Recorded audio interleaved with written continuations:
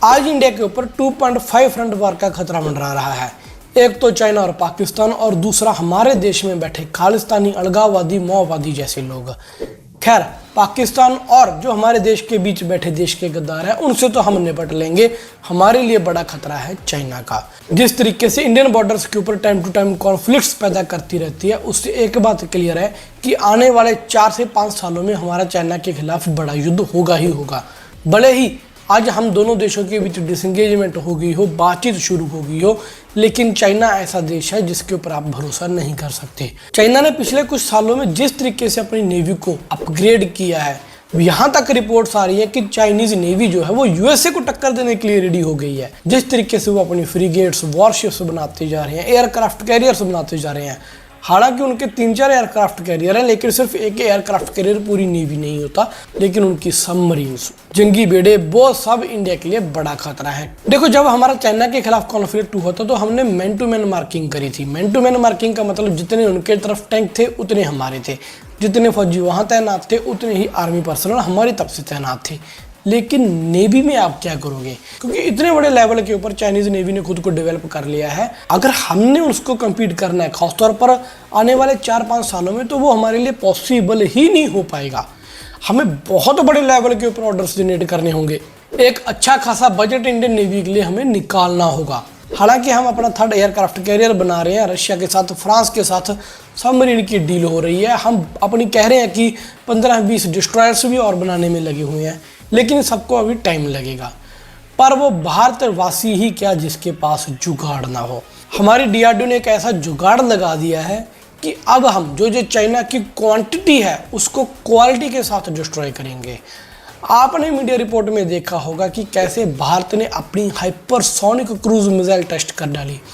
दोस्तों, हाइपरसोनिक का मतलब क्या होता है कि जो आवाज़ से 6 गुना स्पीड से ज़्यादा चले। लेकिन जो हमारी हाइपरसोनिक मिसाइल है या उसकी स्पीड है 9 मैक का। अब कुछ इंडियन मीडिया वाले जो चीख के बोल रहे हैं, जो कि गलत इन्फॉर्मेशन है, कि भारत यूएसए, रशिया, चाइना के बाद चौथा देश बन गया जिसके पास अपनी हाइपरसोनिक मिसाइल है, जिसके पास हाइपरसोनिक टेक्नोलॉजी आ गई है। ये रिपोर्ट गलत है दोस्तों। एशिया में भारत पहला ऐसा देश है जिसके पास हाइपरसोनिक टेक्नोलॉजी है। हाँ, रशिया को हम आधा यूरोप में कंसीडर करते हैं, आधा एशिया में कंसीडर करते हैं, और रशिया ही एक ऐसा देश है जिसके पास हाइपरसोनिक टेक्नोलॉजी है। रशिया के पास अपनी क्रिंजर मिसाइलें हैं और 1-2 और मिसाइलें जो कि हाइपरसोनिक स्पीड से दुश्मन के ऊपर अटैक कर सकती हैं, और वो इस समय युद्ध में यूज भी हो रही हैं। यूएसए ने हाइपरसोनिक मिसाइल का टेस्ट किया था, वो फेल रहा। अब आप बोलोगे कि जी पिछले साल जो रिपोर्ट आई थी कि चाइना ने अपनी हाइपरसोनिक मिसाइल का टेस्ट कर दिया। दोस्तों, उन्होंने टेस्ट किया था, वो टेस्ट कामयाब नहीं हुआ। आपने ये भी रिपोर्ट देखी होगी कि जो उन्होंने हाइपरसोनिक मिसाइल का टेस्ट किया था वो अपने टारगेट से 40 किलोमीटर दूर जाके गिरी।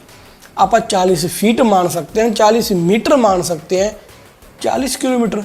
आप खुद अंदाजा लगा लीजिए आपके आसपास के कितने शहर आ जाएंगे इस वक्त में। तो आज भारत एशिया का पहला देश बन गया है जिसके पास हाइपरसोनिक टेक्नोलॉजी है। यही हाइपरसोनिक मिसाइल हमें चाइना के जो स्टेल्थ फाइटर हैं उनके खिलाफ भी काम देगी, क्योंकि ये पॉसिबिलिटी है हाइपरसोनिक की स्पीड की वजह से कि जैसे ही अगर हमें पता चलता है कि चाइना ऐसा कोई प्लान कर रहा है या स्टेल्थ फाइटर जेट हमारी तरफ आएंगे, हम उनके रिएक्ट करने से पहले ही अपना रिस्पॉन्स दे दें। ये पॉसिबिलिटी है।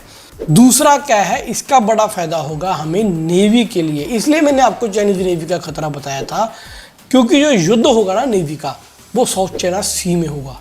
चाइनीज नेवी को इधर हमारे इंडियन ओशन में आके फाइट करने की जरूरत नहीं। हमें अगर चाइना को नुकसान पहुंचाना है तो हमें साउथ चाइना सी में जाना होगा, क्योंकि इंडियन बॉर्डर्स के पास चाइनीज पॉपुलेशन बहुत कम है। जितने वो चाइना के बड़े शहर हैं वो साउथ चाइना सी के आसपास लग रहे हैं। चलो मान भी लीजिए कि वो साउथ चाइना सी लगा लो या अपना इंडियन ओशन लगा लो, वहाँ पर चाइनीज नेवी आ गई। ऐसी स्थिति में हमारे पास, जैसे मैन टू मैन मार्किंग का मैंने आपको बताया था, उतनी वॉरशिप नहीं है, उतनी सबमरीन्स नहीं है। तो हमें क्या करना होगा, तो हमें मिसाइल से इन चीज़ों को डिस्ट्रॉय करना होगा। लेकिन शिप हो गया, मिसाइल हो गया, ये तो एक मूविंग टारगेट है ना। जब तक हम अपनी कोई मिसाइल छोड़ेंगे, जब तक वो वहाँ पे पहुँचेगी, तब तक तो वो अपने टारगेट से कम बता रहा हूँ, वैसे तो ज़्यादा ही लेंगे, 200-300 मीटर आगे पीछे हो चुके होंगे। हम मिसाइलें छोड़ते जाएंगे, वो समंदर में गिरती जाएंगी, हमारा नुकसान होगा, दुश्मन का कुछ भी बिगड़ेगा नहीं, हम दुश्मन का कोई नुकसान नहीं कर पाएंगे। ऐसी स्थिति में काम आएगी हाइपरसोनिक मिसाइल।